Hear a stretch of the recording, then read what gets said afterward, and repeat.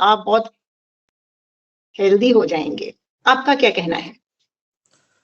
मैं भी समझता हूँ कि ये कुछ सालों से आया है और जहाँ तक कि मेरी मेमोरी में हमारे पेरेंट्स वगैरह बोलते थे कि ये थोड़ा एक ट्राइबल्स लोग खाते हैं हुँ, और किसी ख़ास फेस्टिवल में कुछ रेसिपी के रूप में इसके मिलेट्स का फ्लावर को यूज़ किया जाता है। हालाँकि जो मिलेट्स एक्सपर्ट बताते हैं कि ये बहुत सदियों से खाया जाता रहा है, लेकिन मेरी मेमोरी में तो आई थिंक सदियों से हम गेहूँ रोटी चावल खा के बड़े हुए हैं और पहले जो खाया जाता था उस समय की क्या क्लाइमेट था, क्या नीड्स थी, लोगों की कैसी दिनचर्या थी, जैसे कि आप बता ही रहे हो।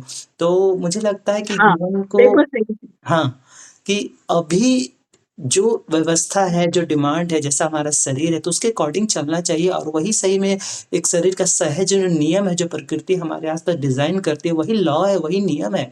हम उन सभी चीज़ों का मिलेट्स कहाँ-कहाँ नहीं होता, कहाँ अवेलेबल है, कहाँ नहीं अवेलेबल है, हमारा बॉडी किस तरह से उसको रिसीव कर रहा है, कैसे ले रहा है, वो चीज़ हम इतने दिनों से अडॉप्टेड हो चुके हैं खाते-खाते। तो बहुत सारी चीज़ें हो जाती हैं, लोग ब्लाइंडली उसके पीछे पड़ जाते हैं। तो ये समझने की बात है जी, कि बिल्कुल।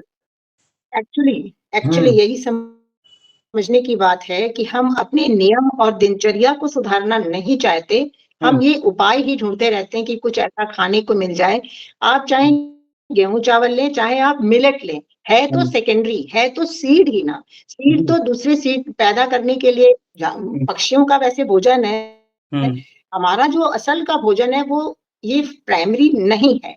किसी भी एग्ज़ैक्टली। कॉस्ट पे प्राइमरी नहीं है और आज की मैकेनिकल और औद्योगिक युग में हम अपने एक्टिविटी को इतना अलग कर लिए हैं, सुबह से शाम तक आप देखिए, चाहे लेडीज़ हो, चाहे जेंट्स हो, कौन-सी एक्टिविटी हो रही है कि उनको हुँ, इतने मिलेट की ज़रूरत है, इतने अनाज की ज़रूरत है, इतनी दालों की ज़रूरत है।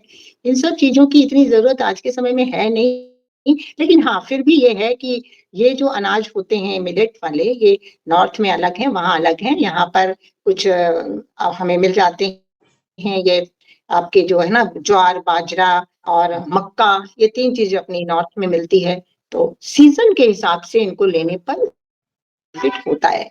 लेकिन ये सोच के लेने से कि ये हमारे लिए बहुत बेनिफिशियल है, ऑल सीज़न में हम इसको लेते रहें, तो इसका उतना बेनिफिट नहीं मिलेगा। अगर मिलता ही होता, तो ठीक है, प्रचार-प्रसार बहुत हुआ, खेती भी हो रही है। तो आप खुद देखें क्या आंकड़ा निकल के आ और बात ये है कि हम इस पे हुँ। डिपेंड भी हो जाएँ तो क्या हर पूरा वर्ग इसको ले पाएगा, सब लोग इसका यूज़ कर पाएँगे? इतना एक तो एक्सपेंसिव भी है, इसकी अवेलेबिलिटी इतनी कम है, कहीं खास जगहों पर है और स नहीं, किसी भी किसी भी अच्छी या बुरी चीज़ को सारा वर्ग एडॉप्ट नहीं कर सकता है।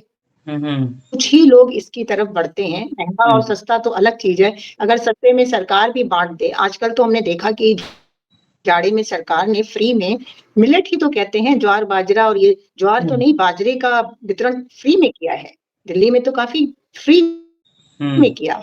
तो महँगाई सच्चाई उसकी बात नहीं है। मेन चीज़ ये है कि आपका डिमांड क्या है, अपने शरीर का, उसकी पहचान और उस हिसाब से हर अवस्था के लोगों के लिए अलग-अलग तरीके से सबकी भूख जब एक जैसी नहीं है, तो सब एक जैसी चीज़ को लेकर पूरा कैसे खा बेनिफिट कैसे सकते ले हैं? सकते हैं। तो ये एग्ज़ैक्टली। जितना भी अच्छा है, लेना थोड़ी मात्रा में।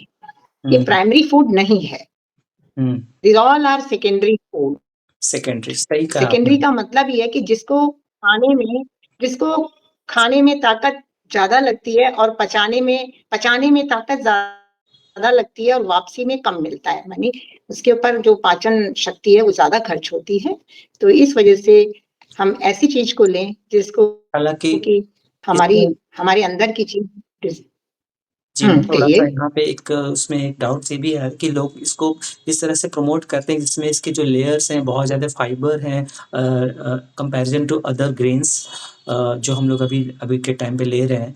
तो उसके अंदर फाइबर की संरचना नेचुरली कुछ इस तरह डिज़ाइन उसके बहुत रिच फाइबर है। तो ये रिच फाइबर के चक्कर में उसको लोग लिए जा रहे हैं। तो इससे क्या हमारे शरीर को वाक़ई में फ़ायदा लोग होगा? रिच रिच फाइबर है, लोग अंदर एक वो माँजना चाहते हैं अंदर इस ऐसे थोड़ी ना कोई होता है कि रिच फाइबर है रिच ठीक है, ग्लूटन इतना नहीं है, फिर भी अगर इस रिच फाइबर को भी आप अबंडेंस में ले लें, तो इससे आपको जो अंदर की म्यूकस मेम्ब्रेन वगैरह है, बहुत ही डेलिकेट है, बच्चे की एक जन्मजात शिशु की स्किन की तरह है वो। हुँ, तो वहाँ हुँ। पर हर जगह रिच फाइबर की ज़रूरत तो है नहीं, क्योंकि वो जो जाएगा जहाँ ज़रूरत है, उसके पहले भी तो कई जगह से गुज़रेगा, वो और उसमें अनाज। इवन है मैं ना? ये भी तो मुझे बड़ी लगता है आँतों कि में चाहिए वो चीज़ लेकिन अंदर के अंगों में इतना फ्रिक्शन होगा उस हार्ड फाइबर से, तो बहुत सी चीज़ें हो जाती हैं। तो ठीक है, बहुत ही अच्छा आई थिंक हम ऑडियंस को पहुँचा पाए होंगे ये आंसर और काफ़ी हद तक क्लियर हुआ होगा। अब एक हुँ, एक चीज़ और अभी होती है कि नाउ अभी फूड लोग समझते हैं कि कितनी बार खाएँ। कुछ लोग पहले परंपराओं से पहले की दिनचर्या को